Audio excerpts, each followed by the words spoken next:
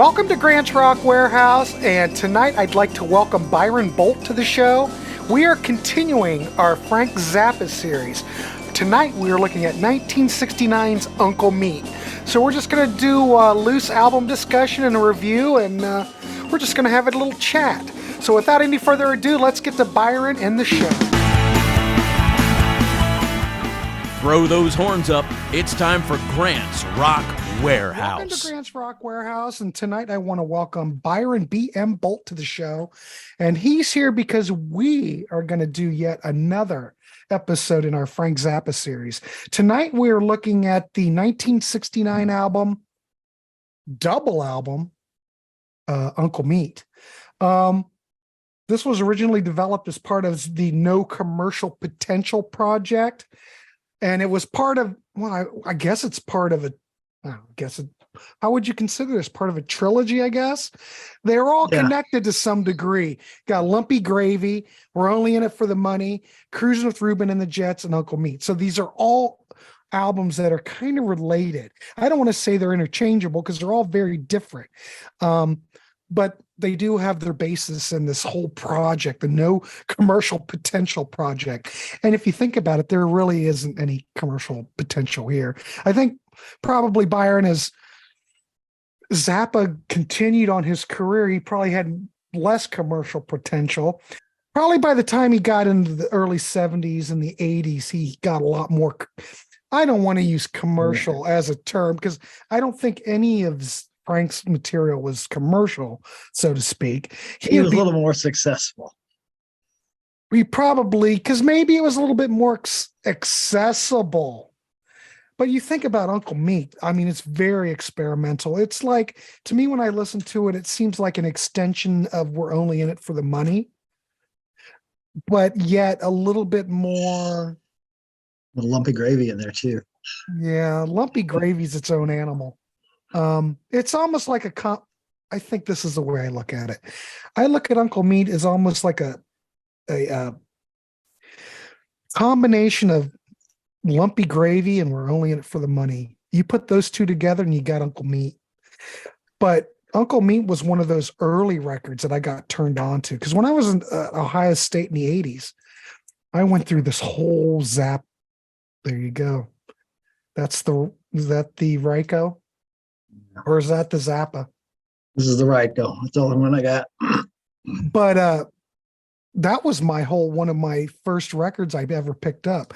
My first Zappa record, and I don't know if I mentioned this on the other show, I think my first one was believe this, or it's hard for me to believe, but it was either Absolutely Free or We're Only in It for the Money. Yeah, I've got that too, which is brilliant. Yeah. But so I go back a long time with Uncle Meat, and that's what I had was the Ryko. And if I'm correct, I'm trying to think back. The Ryko was remixed, right?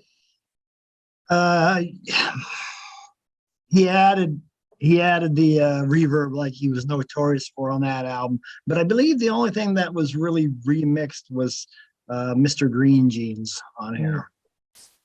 Everything's got the extra reverb. Yeah, but still, even if you look at that original Ryko, it doesn't bother me too much. Though I appreciate the reissues, the 2012 better, Well, I'm not sure. Is it 2012 the same mix? 2012 is the same mix, but if you have Meat Light, do you have that? Meat Light. I don't have Meat Light. Oh. That's 3 discs, right? So it's the original vinyl version. It's disc 2 is a resequenced version of the album with different takes and mixes. Yeah, it's cool. And then there's a 3rd disc of alternate takes and unreleased stuff. So yeah, all that stuff's worth having, though. I mean, think about it. The only thing you really need, well, unless you have the original vinyl. I'm just talking anything that's been remastered or, put back out again.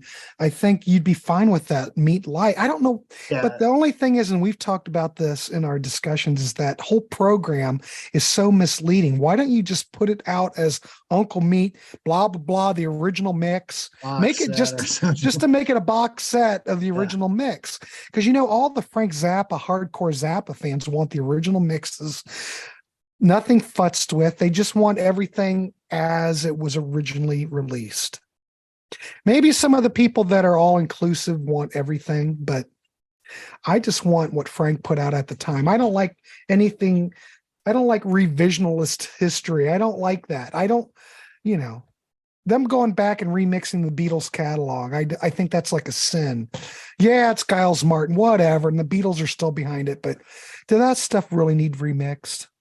Not really, but whatever. Good. It sounds good. What they did originally was good. Yeah. And I think what Frank did and any of those original Mothers albums are fine.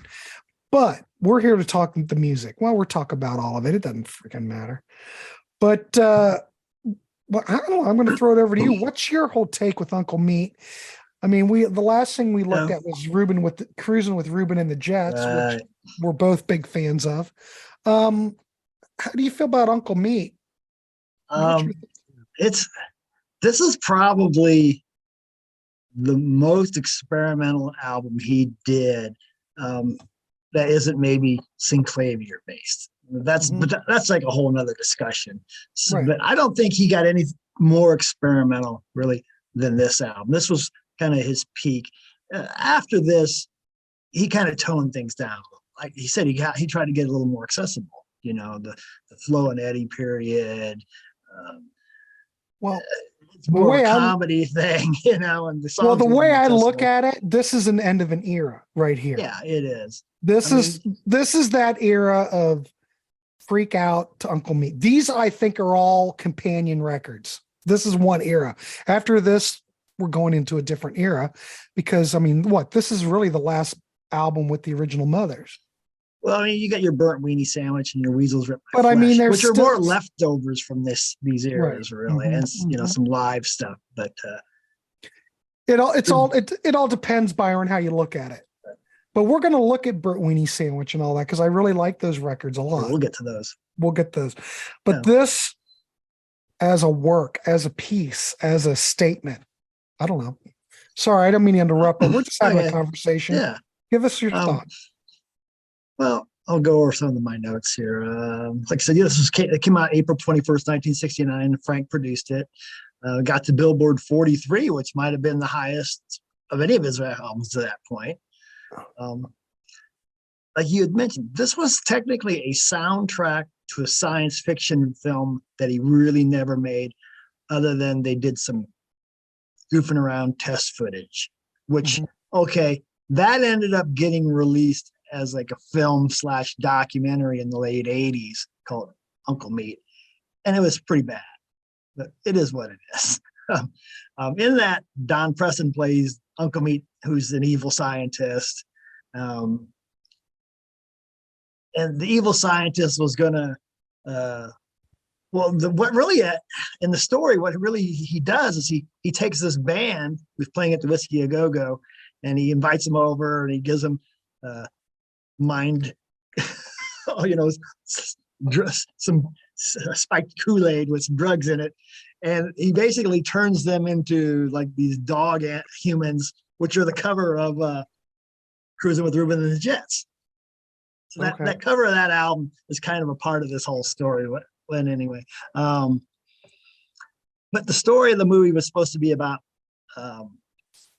how this evil scientist, he's going to change people and control their minds and whatnot. And in the actual 200 Motels movie, you do have Don Preston in there playing the evil scientist, and he's got his little potions with the steam smoke coming out of them. So some of that story kind of got moved into the 200 Motels movie. I digress. On this album, we have Frank. Still have Ray Collins, who had come back for Cruising. Jimmy Carl Black, Roy Estrada, Don Preston, Billy Mundy, who left during the middle of all this, Bunk Gardner, Ian Underwood, Art Tripp, Motorhead, and a little bit of Ruth, who would later become Ruth Underwood. So you had talked about, we talked about the Meat Light, which really, if you can only have one thing, you should have that. That's got everything. Yeah. But there's nothing wrong really with this Riker disc either, except what they call the 3 penalty tracks. Everybody refers to the 3 penalty tracks. 2 of them are dialogue from the video that they ended up releasing. Mm-hmm. You better off just skipping those. It's just terrible. It's boring. And then there's this Tango de Minchia Tanta, which is recorded in the 80s. And it has this, I can't remember his name, some guy that Frank knew, who's an Italian guy. And he's singing it in Italian. And it means something about, I got a big bunch of dick in Italian. So those are the 3 penalty tracks. That one's not terrible. It sounds like 80s Zappa. All right, so we're done talking about all that. I want to talk more about the actual music itself. Okay, and, sure. Like, a lot of people I've talked to think that this is their favorite Zappa album. I don't know that it's necessarily mine, but the older I get, the more I like it. Well, a lot of people really like this because it's so experimental. And like I said, it may be the most experimental thing he ever did. What do you think part of it? Well, I think this is what also helped to be more experimental is that this record was recorded on a 12-track machine. So, right. It's opening up. Yeah. Before that, we probably had 8-track. So this gives Frank even more room to record, Yeah, I think Frank even said that in some situations, they laid down 30 tracks. They mix it down and bounce it down. Yeah. Mm-hmm. So yeah, this album, there's just so much overdubbing. There's a lot of tape effects going on where they're speeding things up or slowing them down, mostly speeding up. Then they'd use a variable speed oscillator. And I don't know exactly the difference between the variable speed oscillator and speeding the tape up. Maybe the variable speed oscillator just changes the frequency without speeding it up. I'm not really sure. But you'll hear a lot of that in here where the instruments are higher pitched and they're a little faster, or the voices are higher, like the Chipmunks kind of a thing. The other thing, this is probably I think it's the first album where Frank started putting live material on. Prior to this, he had never included any live material. Yeah, I think you're right. Yeah. So there's maybe half a dozen tracks on here that were recorded live. In the future, he would do that on almost every album, put some live material on there. Is this like the last record with Susie Cream Cheese? Did she ever make an appearance? Yeah, she's on here, and this is it for her, from what I remember. Yeah. So she's on here in a few different, 2 or 3 spots, but that's the end of it. I think it's I think that Pamela, who did her voice most of the time, I think she basically was no longer working for Frank at that point.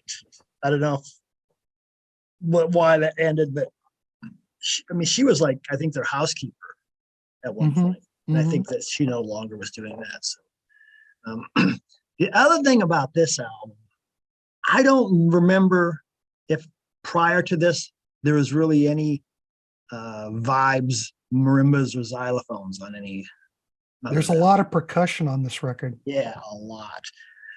And I think most of that's Art Tripp and the addition of Ruth on a few songs. I don't know that Art played on Only in It for the Money, maybe, but I don't recall. Yeah, so he was a really good percussionist, and so was Ruth, of course. But I don't really remember hearing the xylophones or whatever prior to this. I'd have to go back and pay attention to that. So yeah, I've got notes for all the songs here, but man, there's like 28 songs on this album. But we got time, I guess, to go over a lot of it. So, well, you can go over some of it. Yeah, so the first track is Uncle meet the main title theme. I guess I would describe that as like chamber music for a rock band. I think that's perfect. That's perfect. Yeah. And like you had said, this song though is really driven by the percussion, the drums and the vibes. Totally. And then it's got some harpsichord in it too, which helps with that chamber music feel. I think that's a really good track. Good opening track, I think. Yeah. It's got great melody to it. Next song is Voice of Cheese, which is Susie Cream Cheese is back, and she's kind of explaining where she's been and what's been going on with her. Not much else really to say about that. The third track, though, is 9 Types of Industrial Pollution. That, again, is a really complex percussion track.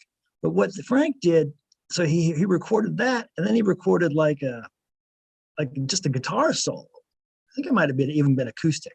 It's just him just playing solos. It might have been this whole thing like he did later in his career where he take 2 different things and just jam them together. But then he took the guitar part and I think he doubled the speed, I should say. So it's twice as fast, raised it an octave. It almost sounds electric at that point or something. So that's a very interesting track. Zolar Zackle, I don't know how you say that. That sounds like sped up chamber music. And it kind of got, I think it reminds me somewhat of his synclavier stuff that he did in the 80s. Let's see. Next track is Dog Breath. That's another great track. The Dog Breath in the Year of, I didn't write it all. Bluesy rock track. What's interesting about this is it starts with the doo-wop vocals. So it's kind of the bluesy track with the doo-wop. And Ray's doing his real high falsetto. And it could be on Uncle. It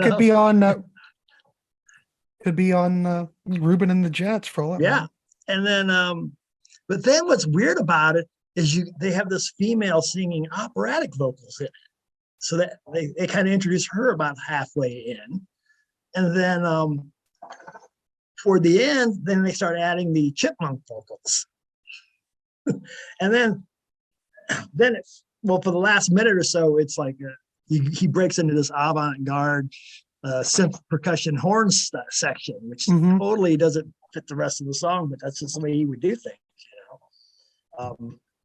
Legend of the Golden Arches is next. That's basically a prequel to the later Pound for a Brown song, which we'll hear later. That sounds like sped up woodwinds to me.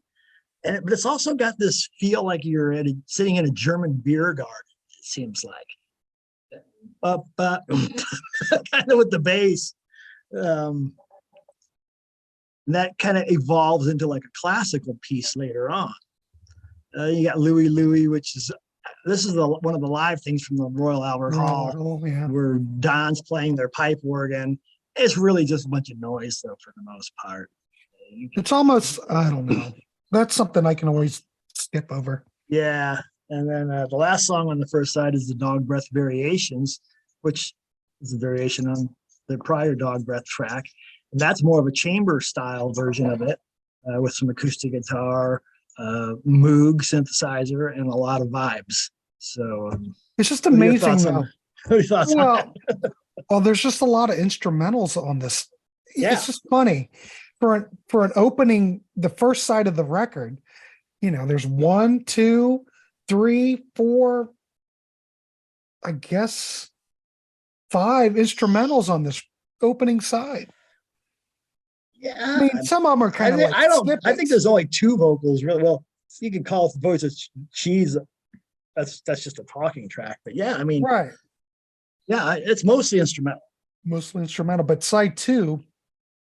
You only have like 1 instrumental, so I don't know. Yeah, but you kind of look at it as a whole piece as opposed to sides of a record. Right. But I just find it interesting that though I like the sequencing of the record quite a bit, it just seems to all work.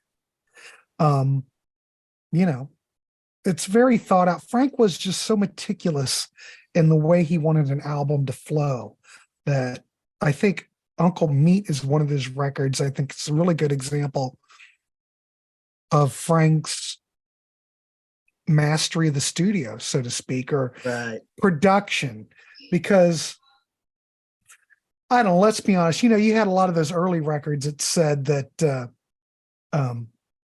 produced by help me, what's his name? Tom Tom Wilson. Tom Wilson. He really didn't produce it. He was just sitting in the chair. He was doing Frank there, was sitting there with the groupies snorting Right. coke. That's what he was doing. Right. But it I just agree. shows you how Frank's progressed. Things are more instrumental, think more percussion. Sequencing's great. The sound on here, I think, sounds great. I don't know. I sound like a fanboy, Byron. Well, yeah, he really was making the studio into an instrument as well, Mhm. And we've probably talked about that before, but Yeah, I think a lot of that really shines on We're Only in It for the Money. yeah. If I think that's a perfect example of an album that was a studio creation for one, It's Yeah, just great. especially too the way he would just cut up the tapes and rearrange everything, and then he would he'd speed things up or change the vocals to sound like the chip. Yeah, they didn't sound like the Chipmunks, but they kind of sort of did sound a little like the Chipmunks, because he'd raise their the voices up, an octave or a third or what, fifth. I don't know what he was doing exactly, but yeah, nobody was doing that. Well, no, I Except the mean, you had the Chipmunks. Beatles. Well, you had the Beatles, you had Pepper, but this is an extension. I don't want to say it's an extension of Pepper, but this is even more advanced, But the thing with the Beatles is that they only had a 4-track, and of course, by now we've got a 12-track, and I'm assuming We're Only in It for the Money might have been 8-track then, and Reuben and the Jets, but I don't know. But this just gives Frank a lot more to work with when you have more tracks, especially, and he needs more tracks. But I don't know. All right, well, keep going, Byron. Let's talk about side 2 a little more. I Sure. might skip a couple tracks here. Yeah, I mean, just give us your overall thoughts. We don't have to go into that Yeah, deep. well, yeah, that's true. I'll point out a couple of the highlights here. You There have you go. our bizarre relationship, which is another basically Susie Cream Cheese talking. But I about- love that stuff. I he's love talk- that whole stuff with Susie, and all these spoken word things. I don't think it was Yeah. done any better on We're Only in It for the Money. This is good too. This is right up there. I love all that stuff. Anyway, she's talking about our bizarre relationship. Some woman would come up to her like, "Who the hell is this woman in Frank's bed?" And she'd like, "I don't know. I thought the woman he was with the night before." So That's great. yeah. So then we get like Uncle Meat. Hey, Variations. Vicky. That's great. So with the Uncle Meat Variations, which is another chamber style version of Uncle Meat. Once again, the instruments sound kind of sped up, and the singing has got that chipmunky sound to it with fuzzy Dyson bongos, but they're doing that like over classical music, which is just bizarre. And then it kind of ends with more of a rock feel and a guitar solo. Electric Aunt Jemima, which is another vocal track, high-pitched vocals. He says it was about his guitar amp. I don't know, whatever. and then the song ends with some of the piano people dialogue from Lumpy Gravy. So we're getting a little bit of conceptual continuity there. Okay, the next track is Prelude to King Kong. So this is getting us ready for side 4. So King Kong is one of his probably more famous instrumentals. I would describe it as the song is a descending scale melody. Da da da da da da da da da da. Okay, I've heard other people cop that melody, like on No Spark of High Heeled Boys. They do that kind of during some of the soloing. Da da da da. They do it real slow though. Da da da da da da. But the song kind of, after they establish that melody, then it breaks into this free jazz like Ornette Coleman's song, and there's like many saxophones going. I don't know if it's overdubbed or if they've just got the Ian, Motorhead, and Underwood. Bunk all playing at the same time, or if it's overdubbed. It's hard to say. Then you get A Pound for a Brown, which we talked a little bit about that earlier. And that's fairly short here. A lot of the songs on here are pretty short. Some of them, a lot of songs are here are less than a minute, less than 2 minutes. But he used to play that song a lot later on in his career as well. That was a live staple. Then the side ends with Ian Underwood Whips It Out, which is basically another it's a live track where Ian just does this free jazz saxophone solo. So that's the end of side 2. What are your thoughts on that side? Well, my thoughts on side 2 is I think it's a much stronger than side 1, so to speak. Our Bizarre Relationship, I think, is a classic. It's just right up there with anything that, as far as those spoken word things. And I always like those in Zappa's material because it always breaks things up. And just to listen to these people that you're going, who in the hell is this talking, is always entertaining. But the fact that it goes from Sleeping in a Jar to Our Bizarre Relationship to the Uncle Meat variations, everything is all planned out. Everything fits just right. I love it. Electric Aunt Jemima is a classic. Prelude to King Kong, like you said, is getting ready for what's coming. God Bless America, Live at the Whiskey. I'm just curious. When was that recorded? Because I can't imagine that these guys were they still playing they weren't still playing the whiskey at this point. Yeah, because this was mostly recorded, I think, in New York. So that was probably recorded before they ever moved to New York. Yeah, but I can't imagine they'd still be playing the whiskey. 66 to early 67, maybe early 67, but that'd be about it. But A Pound for a Brown on the Bus, I could see where that would be a total classic. And I don't know. I have no issues with side 2 whatsoever. I think the playing's great. The production's great. These are all memorable tracks. This is in that era where everything's so memorable. You know, this is what I have issues with some of the later ones because, you know, you start getting the more sticky stuff and it's just not quite as memorable. But, you know, hey, they were on fire. The mother's material is great. I love it all, but I really love this stuff in this era. You look at side 3 though, Mr. Green Jeans. Why was that? Do you have any idea why that was remixed on all the CD issues? I don't know. I want to go back again. I need to re-listen to the original mix to see how different that is. I'm mostly familiar with this remixed version. Yeah. I've heard the Meat Light a couple times. I have it on my hard drive, but I don't remember comparing them side by side how they're different. Yeah. So anyway, yeah. So what's your side 3? Yeah, we started out with Mr. Green Jeans, which is a slow kind of a waltz almost feel to it. It's like this baritone sax, which kind of drives it a little bit. A lot of vibes in it. And he's talking about vegetables, which is kind of takes that's an ongoing theme. Yeah, it takes us back to the second album, Call Any Vegetable. So he seemed to have a thing about vegetables as one of his don't we all exceptional continuity items. Okay, I'm gonna skip the next track, but if we'd all been living in California. So here we go. This is another Jimmy Carl Black. He was the Indian in the group. This is him talking to Frank about how he's broke. He ain't got any money, and that was a recurring theme with Jimmy Carl Black. Apparently, I think he had a lot of kids. I think Jimmy Carl Black was probably busy. I don't know. He might have had a lot of kids. I really don't know what his background was. I think he did have a few kids. So, but yeah, so that's just more of a dialogue with him and Frank about how I love it. Yeah. So then we get The Air, which is I think a really good song. To me, this is another doo-wop type song, which probably could have fit on Cruising with Ruben and the Jets. And it's got that same Zappa kind of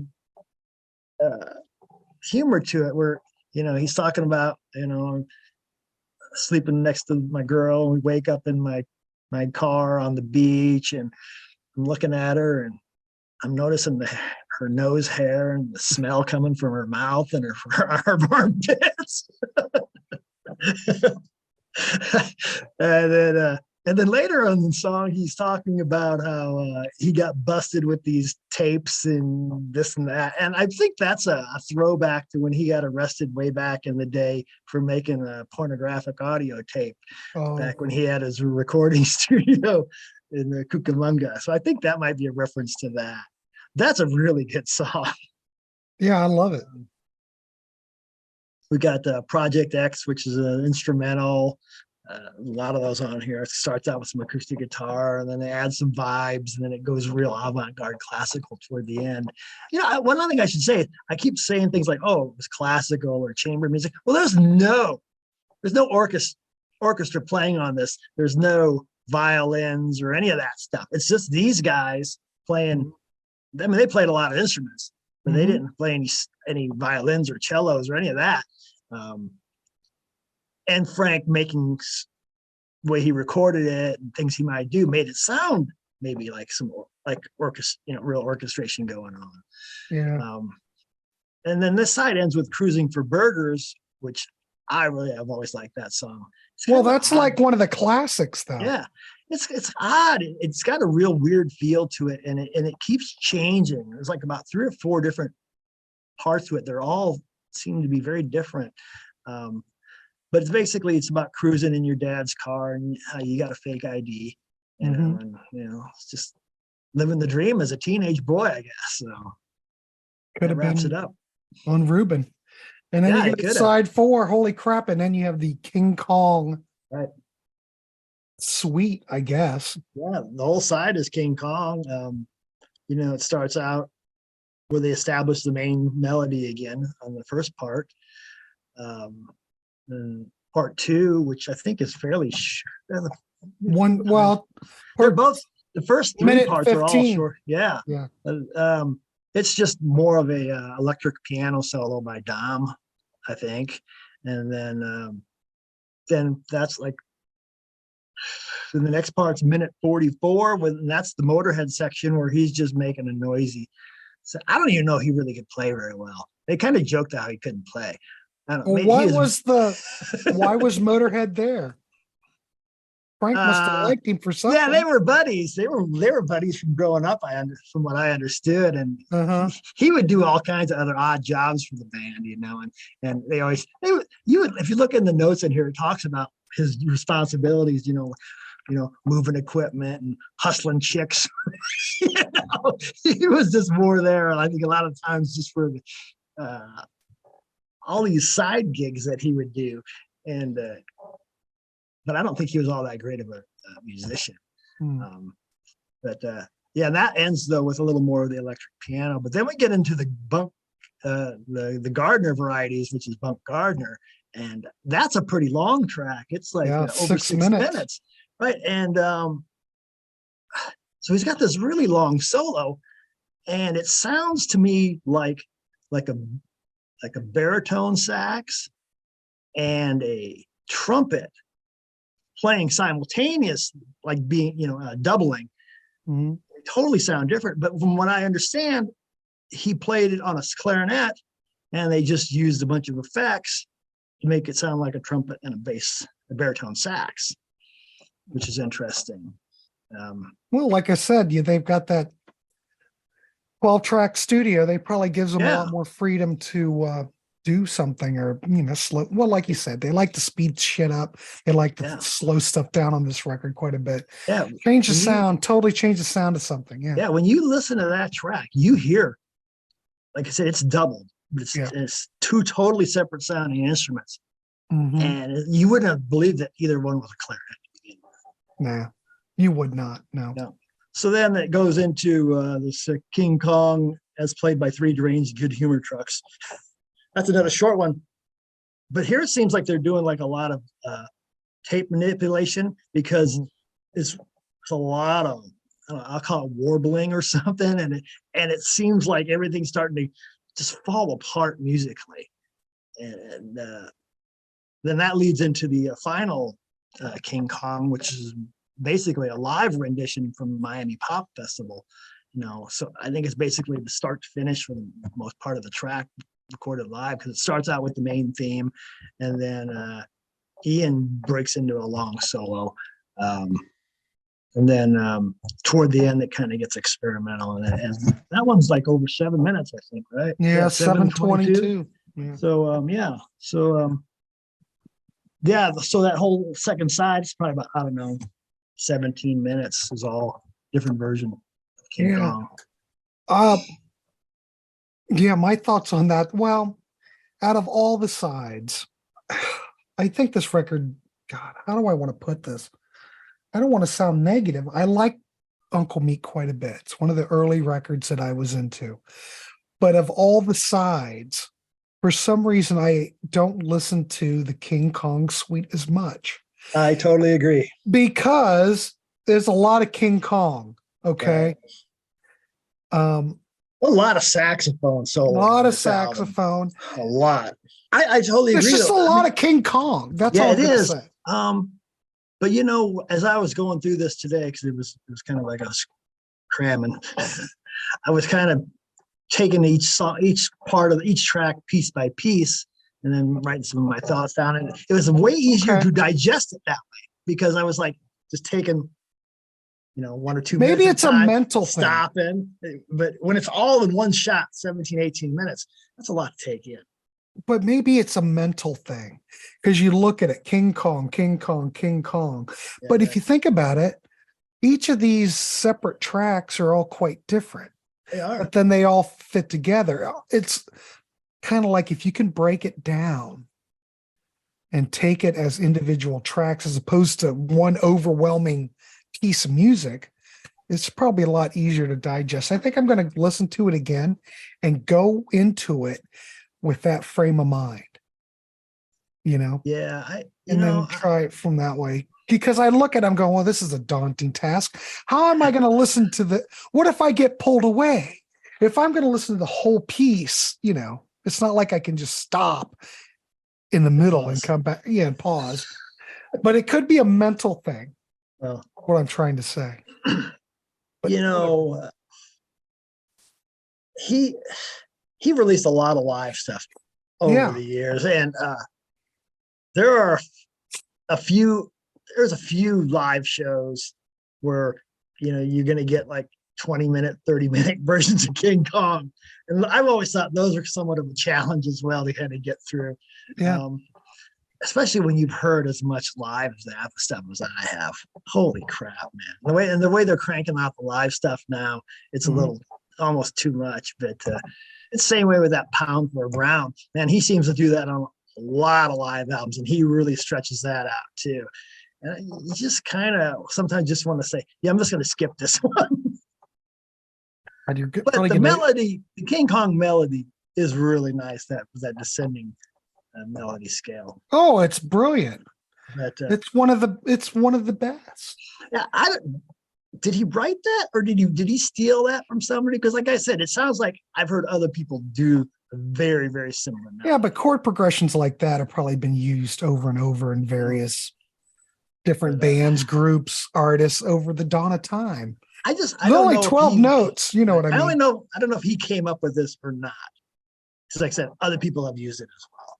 But I don't know that I've heard anybody do it prior to him. So you're going to go listen to that Traffic track, aren't you? Yeah, I know. How'd you know? Well, actually, I'm preparing for this weekend. I'm going to do a 70s show. Yeah. I've got Low Spark, a High-Heeled Boy queued up on that. Yeah, I mean, you'll hear it. It's in there more than once. Yeah. When they're soloing. But yeah, it's a great melody. So it is. He came up with a few good melodies in his day. God, I was just thinking maybe I ought to put some Zappa in there for this weekend. Yeah, it wouldn't hurt. Something catchy, maybe. I think so. I might have to redo because I've already kind of put them together. I haven't outputted them or finalized them, but I can still edit. Now I'm thinking. I think I might make a modification. This could be your first Zappa on a Saturday listening party. Ooh, so hey, there you go. There's an idea. Zappa listening part. There you go. Yeah. Yeah. So But- what are you going to score this? We haven't even gotten to that, have we? No, but let's look at what people have scored it before we Oh, sure. cite our own. All Music gave it 4.5. Rolling Stone Album Guide gave it a 5. Every time I've seen it in the Rolling Stone Record Guide, it's gotten 5 stars, which is something. They said it was phenomenal. Well, it is. This. Yeah. I mean, they don't like anything unless it's, unless it's, like, But Frank's going against the grain. Everything that Frank's produced since Freak Out seems to be building up to this moment. Yeah. At least for the Mothers, his solo stuff, that's a different animal. But the Mothers just kept getting better and better and better. Now it's like, this is the way I look at it. A lot of people will go, well, Abbey Road's the best Beatle album. Well, it possibly could be. Uncle Meat could be possibly the best Mothers album. But I kind of look at, well, I'm much more of a Revolver fan. So I'm kind of going to go with We're Only in It for the Money. I think that had everything going for it perfectly. Not taking anything away from Uncle Meat because it's got its own brilliance. There's much more instrumentation on this record, more percussion. It still carries a lot of traits from what came before, but yet it stands on its own and has progressed to this point. You can see the records quite after this weren't as well. We mentioned Burt Weenie Sandwich and Weasels. Both of those were pretty much, I don't want to say it's all outtakes, but they're leftovers and some new things. Right. But they weren't grandiose like this project was. You know what I mean? Yeah. It's kind of like, well, we'll finish up the Mothers with this. Is what a way for the Mothers really to end with this record, if you think about it. I'm not sure what more the Mothers could do. But I would give this a record because well, let's do it out of 10. That's what we do. That's what we do now. Yeah. Go ahead. We're Only in It for the Money is a solid 10. Solid 10. I don't think I can see the brilliance of this record, but it's kind of like Abbey. But Abbey Road, I think, is great too. But that's not my favorite Beatles album.